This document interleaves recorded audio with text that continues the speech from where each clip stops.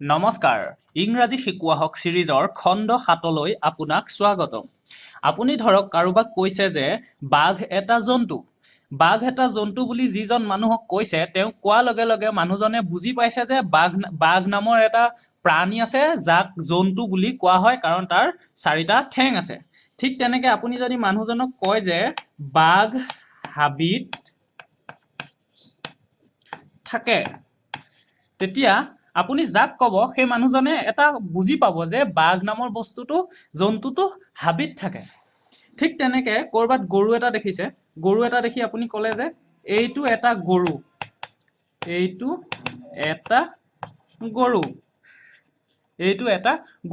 এনেকে কোৱা লগে লগে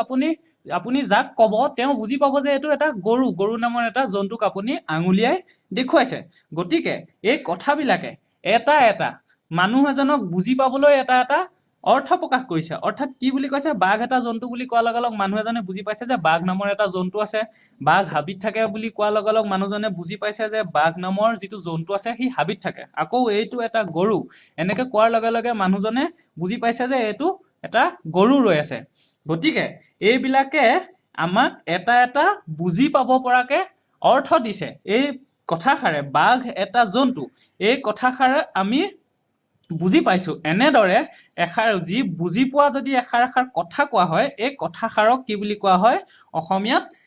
বাক্য বুলি কোৱা হয় অৰ্থাৎ বাঘ এটা জন্তু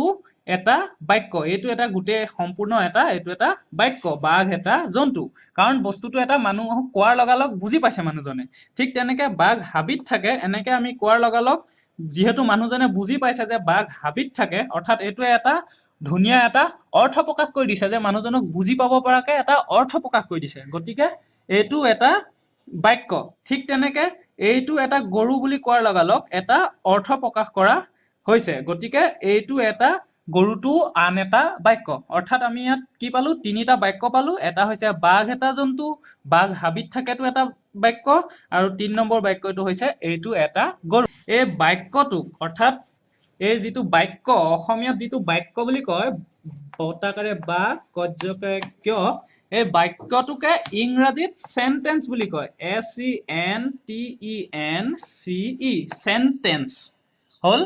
এই বাক্যটোক ইংৰাজীত কি বুলি কোৱা হয় সেন্টেন্স বুলি কোৱা হয় অৰ্থাৎ আমি যদি ইংৰাজীত কওঁ যে মই এটা ল'ৰা সেইটো মই ইংৰাজীত লিখিম I am a boy এই I am a boy টোৱে মই এটা ল'ৰা বুজাইছে এইটো আমি পিছত শিকিম কিয় এনেকে আমি বাক্যটো বনাব লাগে কেনেকে বাক্য এটা বনাব লাগে পিছত শিকিম কিন্তু আপুনি এটা মনত ৰাখক যে I am a boy মানে হৈছে মই এটা ল'ৰা অসমীয়াত গতিকে I am a boy বুলি কোৱাৰ লগালগ ইংৰাজীত যদি কাৰোবাক কৈ দিয়ে যে I am a boy তেতিয়া আপুনি যাক কব তেওঁ গম পাই যাব যে আপুনি এজন ল'ৰা অৰ্থাৎ মানুহজনে বুজি পাব বুজি পোৱাৰ লগালগ এই গোটেই বস্তুটোক কি বুলি কোৱা হয় এই কথাষাৰক এইবোৰ কি বুলি কব আমি এটা বাক্য বুলি কব অৰ্থাৎ ইংৰাজীত এটোক সেন্টেন্স বুলি কব I am a boy তাৰ মানে এইটো এটা সেন্টেন্স কাৰণ ই অৰ্থ এটা প্ৰকাশ কৰিছে ঠিক তেনেকে এইটো এটা গৰুটো যদি মই ইংৰাজীত লিখি দিও ইংৰাজীত হ'ব কেনেকে হ'ব আমি পিছত লিখিম পিছত শিকিম এতিয়া মাত্ৰ মনত ৰাখক যে this is a cow this is a cow মানে হৈছে এইটো এটা গৰু অৰ্থাৎ আপুনি যদি কাৰোবাক কয় যে ইংৰাজীত কৈ দিয়ে যে this is a cow তেনেকে কোৱাৰ লগালগ মানুহজনে বুজি পাই যাব যে গৰু আপুনি এটা জন্তুলৈ আঙুলিয়াই দেখুৱাইছে আৰু সেইটো গৰু বুলি কয় অৰ্থাৎ এইটোৱে এই গোটেই this is a cow বুলি কোৱা এই গোটেই কথাষাৰে এটা অৰ্থ প্ৰকাশ কৰিছে মানুহজনক বুজি পাব পৰাকে গতিকে এইটোক কি বুলি কোৱা হয় গোটেইটোক কোৱা হয় কি বুলি সেন্টেন্স বুলি কোৱা হয় সেন্টেন্স অৰ্থাৎ বাক্য অসমীয়াত বাক্য বুলি কয় আৰু ইংৰাজীত সেন্টেন্স বুলি কয় গতিকে এনেকুৱা ধৰণৰ যিমান আমি কথা কওঁ যি কথা কোৱাৰ লগালগ মানুহজনে যাক কম তেওঁ বুজি পাই যায় অৰ্থ এটা থাকে যিবিলাক কথাৰ অৰ্থ এটা থাকে সেইবিলাকক এটা সেন্টেন্স বুলি কোৱা হয় ধৰক আপুনি এটা সেন্টেন্সৰ আপুনি এটা উদাহৰণ দিয়ক পটাপট ধৰক মই কলো যে এইজোপা এজোপা গছ তেতিয়া হলে সেইটো এটা বাক্য ঠিক তেনেকে সৌটো এটা ল'ৰা সেইটো এটা বাক্য মেকুৰীটোৱে মাছ খাই আছে সেইটো এটা বাক্য ঠিক তেনেকে সেইবিলাকক যেতিয়া আমি ইংৰাজীত কম সেইবিলাক ইংৰাজীত কি বুলি ক'ব এটা এটা সেন্টেন্স বুলি ক'ব এতিয়া বাক্য মানে কি আমি গম পাই গলো এতিয়া এই বাক্যটো আকৌ চাম বাঘ এটা জন্তু এই বাক্যটো তিনিটা অংশৰে গঠন হৈছে অৰ্থাৎ বাঘ এটা অংশ এইটো এটা অংশ এটাটো এটা অংশ জন্তুটো এটা অংশ অৰ্থাৎ এই বাক্যটো তিনিটা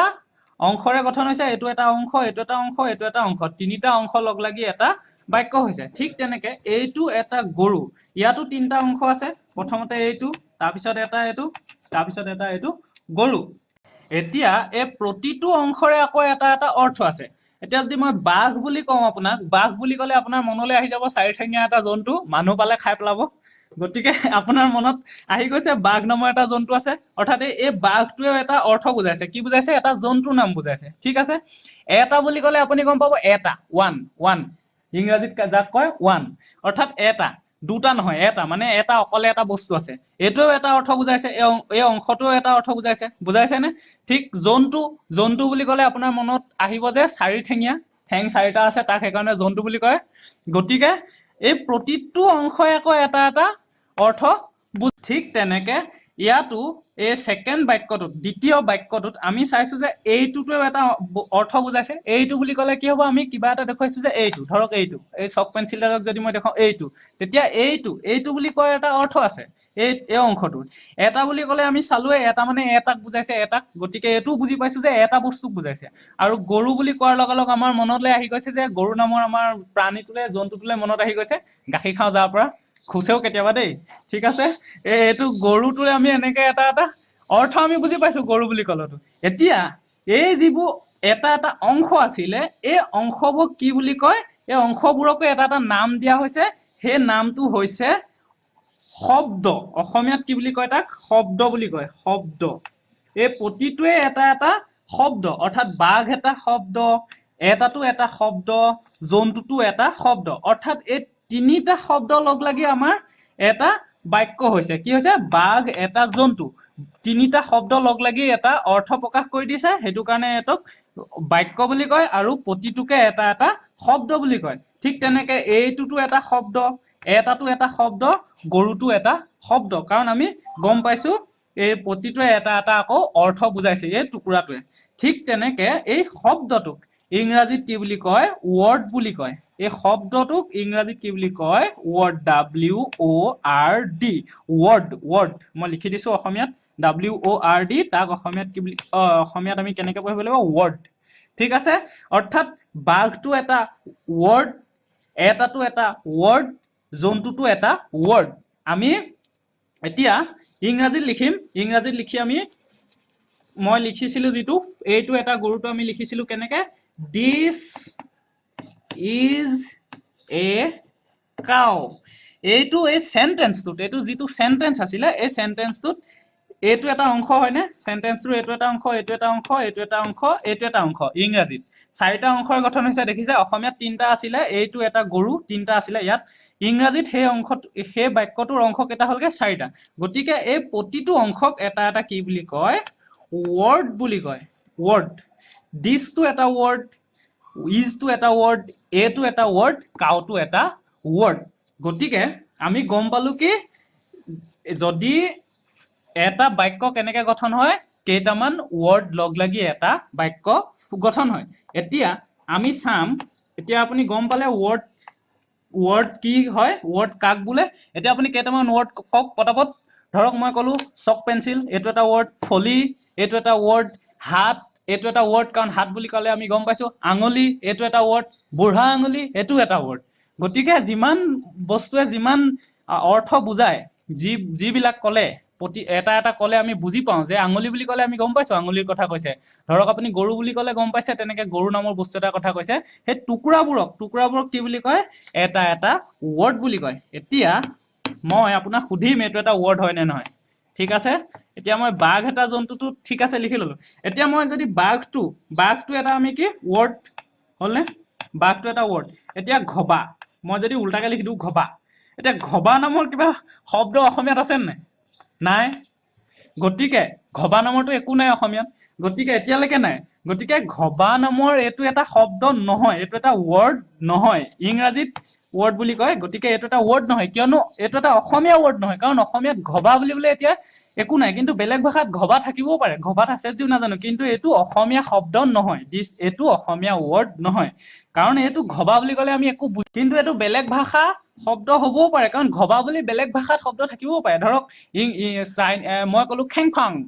খেংফাং বুলি ক'লে অসমীয়াত একো শব্দ নাই, সেইটো কিন্তু চাইনিজত কিবা হ'বও পাৰে, মই গম নাপাওঁ, কিন্তু সেইটো অসমীয়া শব্দ নহয়, অৰ্থাৎ অসমীয়া ৱৰ্ড সেইটো নহয়। ঠিক তেনেকে ঘবাটো যেনেকে নহয়, মই যদি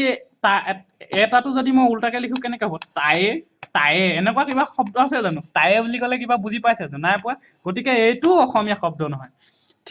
ঠিক তেনেকে জন্তুটো যদি মই উল্টাকে লিখি দিওঁ, নয়টোৱে আনটো জ,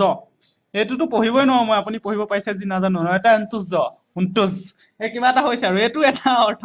নাই বুজোৱা এইটো এটা। গতিকে এইকেইটা এটাও শব্দ নহয়। শব্দ হবলৈ হলে কি হব লাগিব? আমি অৰ্থ এটা বুজি পাব লাগিব। ঠিক তেনেকে আমি লিখিছিলো যে আই এম এ বয়, মই এটা ল'ৰা, এইটো আমি লিখিছিলো। ইয়াত প্ৰতিটোৱে এটা এটা অৰ্থ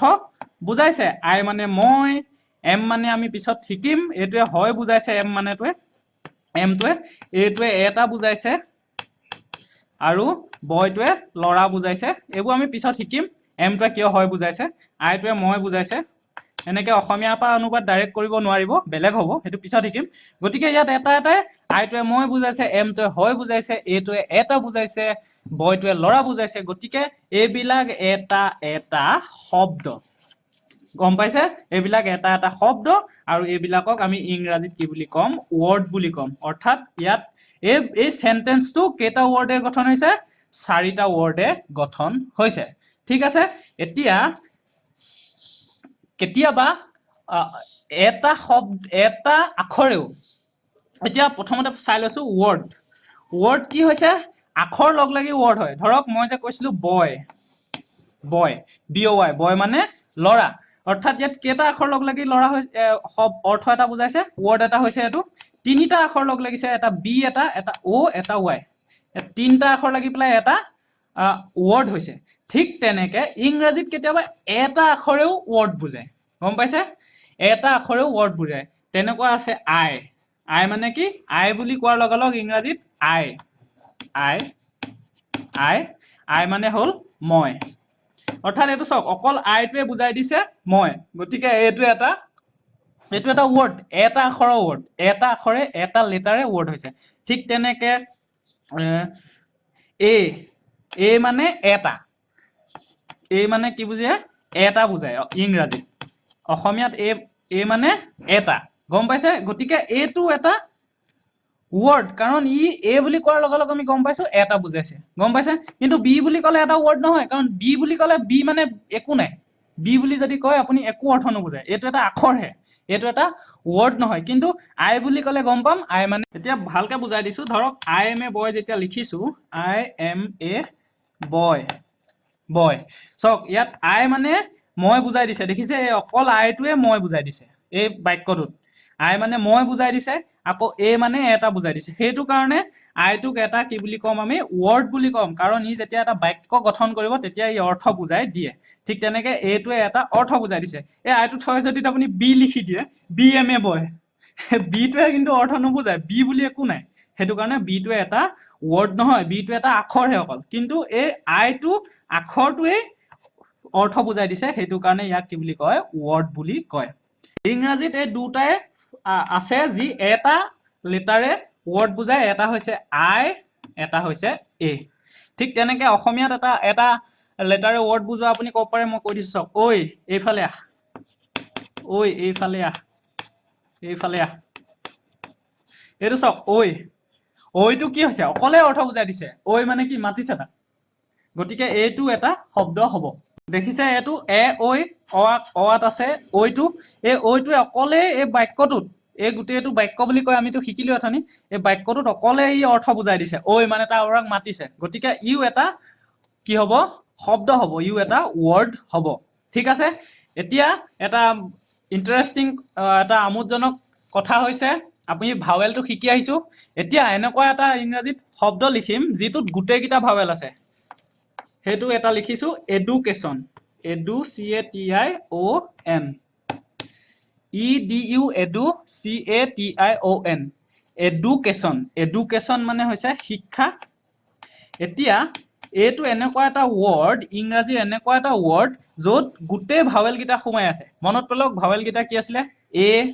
ইয়াত এটো আছে নে আছে তাৰপিছত ই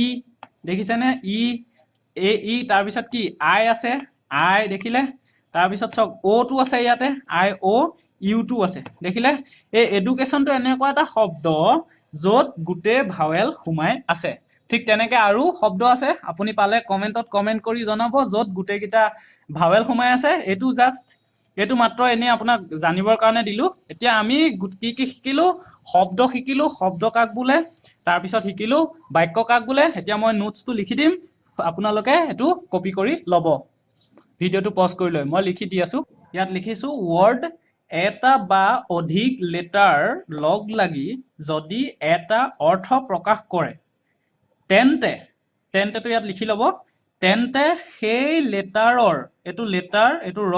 সেই লেটাৰৰ গোটটোক ৱৰ্ড বোলে লেটাৰ মানে আমি জানো আখৰ আগতে শিকিলো সেইটো কাৰণে মই লেটাৰ বুলি লিখি দিছো অসমীয়াত নাই লিখা হৈ গল এটা বা অধিক লেটাৰ লগ লাগি যদি এটা অৰ্থ প্ৰকাশ কৰে তেন্তে সেই লেটাৰৰ গোটটোক ৱৰ্ড বোলে ঠিক আছে ভিডিঅ'টো পজ কৰি আপুনি লিখি লওক উদাহৰণ হিচাপে আপুনি লিখি থৈ দিব কাউ ডগ তেনেকে আপুনি লিখি থওক কাউ ডগ এইবোৰ এটা লেটাৰৰ এইটো তিনটা লেটাৰৰ এটা গোট COW তিনটা লেটাৰৰ গোট এইটো তিনটা লেটাৰৰ গোট ডগ তেনেকে আপুনি উদাহৰণত দি থৈ দিয়ক আকৌ আই এইটো অকলে এটা অৰ্থ বুজাইছে এইটো এটা লিখক এইটোৱে অকলে এটা বুজাইছে ঠিক তেনেকে আপুনি লিখি থওক কিবা কিবি আৰু যি জানে যদি ইংৰাজী শব্দ জানে নহলে এইকেইটাকে লিখি থওক কাউ ডগ আই এ হৈ গল এতিয়া সেন্টেন্সটো মই লিখি দিছো আপোনালোকে লিখি ল'ব এইটো সেন্টেন্স অৰ্থাৎ বাক্য দুটা বা অধিক ৱৰ্ড লগ লাগি যদি এক সম্পূৰ্ণ অৰ্থ প্ৰকাশ কৰে তেন্তে সেই শব্দৰ সমষ্টিক এইটো সেন্টেন্স বোলে এইটো সেন্টেন্স আৰু এইটো বোলে ঠিক আছে অৰ্থাৎ দুটা বা অধিক ৱৰ্ড লগ লাগি যদি এক সম্পূৰ্ণ অৰ্থ প্ৰকাশ কৰি দিয়ে মানুহে বুজি পাব পৰাকে তেতিয়া তাক সেই শব্দৰ সমষ্টিকে কি বুলি কয় সেন্টেন্স বুলি কয় বাক্য বুলি কয় ঠিক আছে আৰু এটা সেন্টেন্স কিহেৰে গঠন হয় আমি গম পালো শব্দৰ সমষ্টিৰে আৰু শব্দ গম পালো দুটামান আখৰ লগ লাগি যদি অৰ্থ প্ৰকাশ কৰে তেতিয়া তাক শব্দ বুলি কয় আৰু সেই শব্দ লগ লাগি যদি অৰ্থ প্ৰকাশ কৰে তাক কি বুলি কয় সেন্টেন্স বুলি কয় আকৌ শেষত এই যিটো শব্দ হয় শব্দ কেতিয়াবা আকৌ অকলেও হয় কেনেকে হয় আই যেনেকে আই মানে মই বুজায় এই মানে এটা বুজায় কেতিয়াবা এটা আখৰেও শব্দ বুজায় ঠিক আছে যদি ভিডিঅ'টো চাই বুজি পাইছে তেনেহলে লাইক আৰু কমেন্ট কৰিব কমেন্ট কৰিবলৈ নাপাহৰিব আৰু ভিডিঅ'টো শ্বেয়াৰ কৰক যাতে অসমৰ যিখিনি পিছপৰা মানুহ আছে যাৰ ইংৰাজী শিকিবলৈ সুবিধা নাই যাৰ ইংৰাজী টিউচনৰ সুবিধা নাই যাৰ টিউচনৰ বাবে পইচা নাই তেওঁলোকক ভিডিঅ'টো শ্বেয়াৰ কৰিবই কাৰণ তেওঁলোকে তেতিয়াহে শিকিব পাৰিব তেতিয়াহে তেওঁলোকে আগবাঢ়ি যাব পাৰিব কাৰণ ইন্টাৰনেটটো এতিয়া সবতে আছে সবেই চাব পাৰিব সেইটো খাটাং কিন্তু তেওঁলোকক পঠিয়াব পাৰিব লাগিব নহলে গম নাপালে তেওঁলোকে কেনেকে চাব এনেকুৱা এটা যে শিকাই আছো কোনেও গম নাপাব গতিকে আপোনালোকে ভিডিঅ'টো শ্বেয়াৰ কৰিব শ্বেয়াৰ কৰাত একো নাযায় গতিকে আপুনি যিমান পাৰে সিমান শ্বেয়াৰ কৰি দিয়ক আমি একেবাৰে প্ৰথমৰ পৰা ষ্টাৰ্ট কৰিছো একেবাৰে প্ৰথম খণ্ডৰ পৰা চাওক প্ৰথমৰ পৰা একেবাৰে আমি এডভান্স লেভেললৈকে যাম মেট্ৰিক হায়াৰ ছেকেণ্ডাৰীলৈকে যাম য'ত একদম ধুনীয়াকে ইংৰাজীটো আমি শিকাই দিম আৰু ইংৰাজীত পিছ পৰি যাব ইয়াৰ পিছৰ পৰা নালাগে ইংৰাজী পাৰিবই মাত্ৰ আপুনি ভিডিঅ'টো শ্বেয়াৰ কৰক যাতে সবে গম পায় সবে শিকিব পাৰে ন ঠিক আছে ধন্যবাদ